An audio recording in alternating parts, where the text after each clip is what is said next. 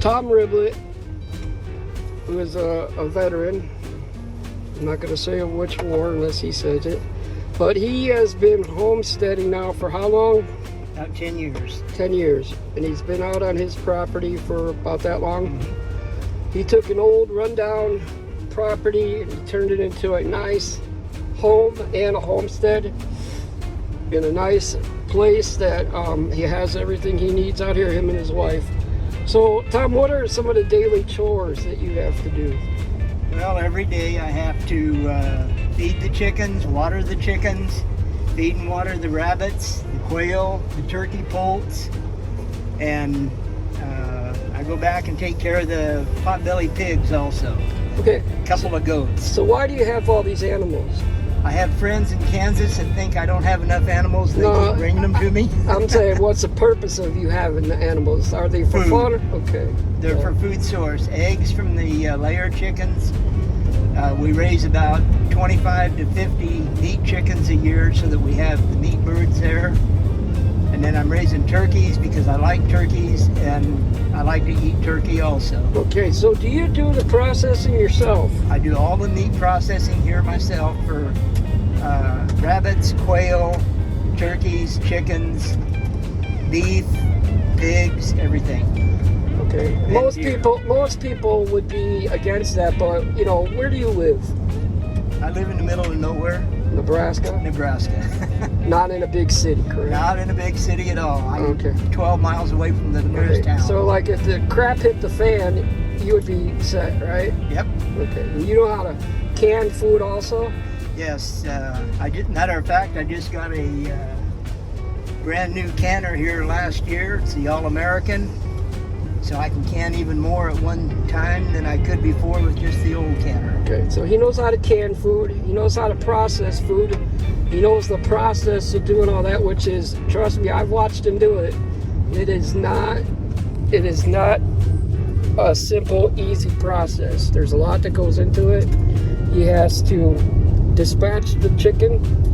He has to put it in a plucking machine to take all the feathers off, or a bucket of hot water and pluck them off all by hand, which that is a chore. And then he has to open the chicken, take out the innards that cannot eat or else the meat will go bad. Now you can eat the gizzards, you can eat the liver, you can eat the heart, and what else? That's all. So you could use those parts, but the rest of it basically makes a good catfish bait, or you could actually, believe it or not, if you're this kind of feeder, feed it back to the chickens. They will eat it. Yeah, or you can feed it to the pigs. Or the pigs, yeah. So he also knows how to process the bigger meat, like pigs, cows. He does deer hunting. He knows how to skin and flesh the animals. And he is also basically a master trapper. He has been trapping now for how long? Well, since I was about 9 years old, and I'm 71 now, so do the math. Okay. So he knows all the aspects of trapping, hunting, trapping, tracking, what scents and all the lures to use to trap these animals. And why do you trap these animals?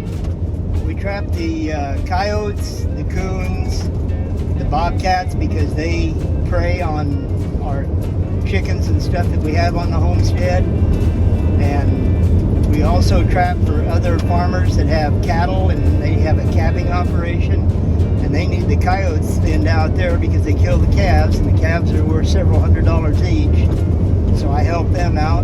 They in turn help me out by, if they have an animal that has a bad leg or goes blind, they call me up. I dispatch the animal, I bring it home, and I process it. Is the coyote problem here in Nebraska really that bad? Yes, it is. It is very bad right now. The price of furs are down, and we want to make sure that we have these things under control. We're not trying to eliminate them. All we're trying to do is keep the population under control. Okay. And then there's another animal in these parts that causes some problems because they're diggers and they like to dig deep burrows, and those are badgers, right? Correct. Badgers can cause a lot of trouble to farmers that have pivots, because the badger hole... Let me just show you real quick what a pivot is, just in case you don't know. There's one coming up here on the side of the road.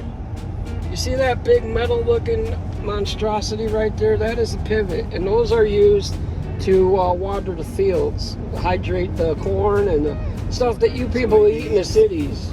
Soybeans, whatever it is that the farmer chooses to grow. Yep.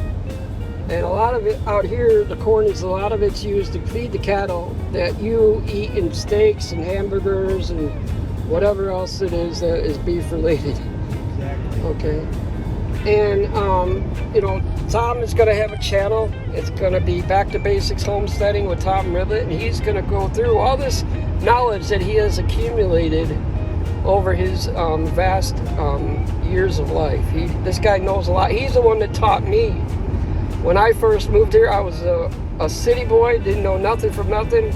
He helped me learn how to raise rabbits. He's helped me in a lot of different ways, learn a lot of different things. And I knew some things, but trust me, it was nowhere near what I needed to know to get into a lot of this stuff that I picked up in the almost 9 years that I've lived here.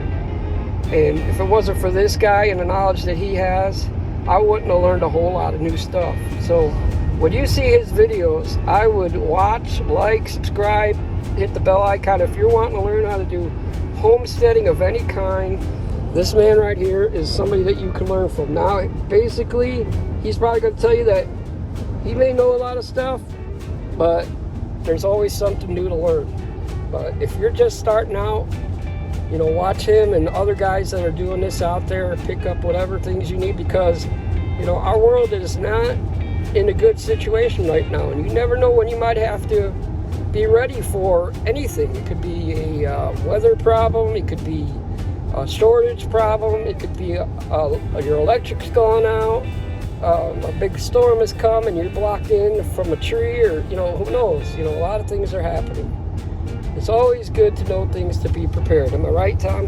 Absolutely. And with the amount of wild berries and stuff that grow throughout the different regions of the United States, you can make jellies, you can make syrups, you can do all kinds of things with the naturals. Yeah, there's a lot of edibles out there that people don't know about. Exactly. There's a lot of plants out there that, you know, were created by God, that the Indians used to use, that the old settlers used to use, that were used for medicine, were used for food. There's all kinds of natural remedies out there, so you don't always have to be taking all these prescription drugs. Now, I'm not disclaiming doctors, but I'm saying that there are alternatives out there that are more natural. All these people that are getting into the natural stuff, and, you know, God created a lot of things out in our world that you can use to in case you can't afford things, or you want to become a homesteader and change the way you live. Got anything else there? Well, you will also want to be careful of what you take from the wild, because Yes. there are some very poisonous things that look like they're edible. You got to learn how to know the difference. Exactly. You know, but people like Tom and, you know, reading different things and watching different people that know about this stuff, gardening tips. I mean, you'd be surprised at the amount of stuff that is out there. Even if you have a small space, you can do a lot in a small space. You can grow food to last you for a while in a small space. You grew 25 chickens in a 10 by 12 area. You don't have to have a lot of money. I don't have a lot of money, but I made do with what I had. I built stuff out of scrap, you know, whatever, to make it work until you maybe will have the money. You never know. You can make money from doing your homesteading also, because that's what Tom does. Tom busts his butt every day. This man doesn't stop. He chops wood. He raises chickens. He sells eggs. Basically, what we do is all of our excess is up for sale. We put a fair price on it. If somebody can't afford it, we just give it to them. And I mean, that's the basics of homesteading, is to take care of yourself and your neighbor. And that's what we try to do. Tom Riley's been a good friend of mine for several years now, and we've helped each other along the way. He's helping me with this YouTube channel, and I really appreciate that. Yeah, I mean, you know, that's what it's all about, people. It's all about helping your neighbor, doing unto others as you would have them do unto you, because when you do that kind of stuff, the good comes back to you. 10 times fold. Yeah, exactly, 10 times fold. You know, when you're in need, you help somebody. When you're in excess, you give to somebody, or and if they're in excess, they help you. So there you go. I mean, that's the basics, like you said, of homesteading. Take care of yourself first. Make sure your family's provided for. When you got extra, help somebody who's less fortunate. All right, that is Back to Basics Homesteading for Tom Riblett. Everybody have a great day, and God bless.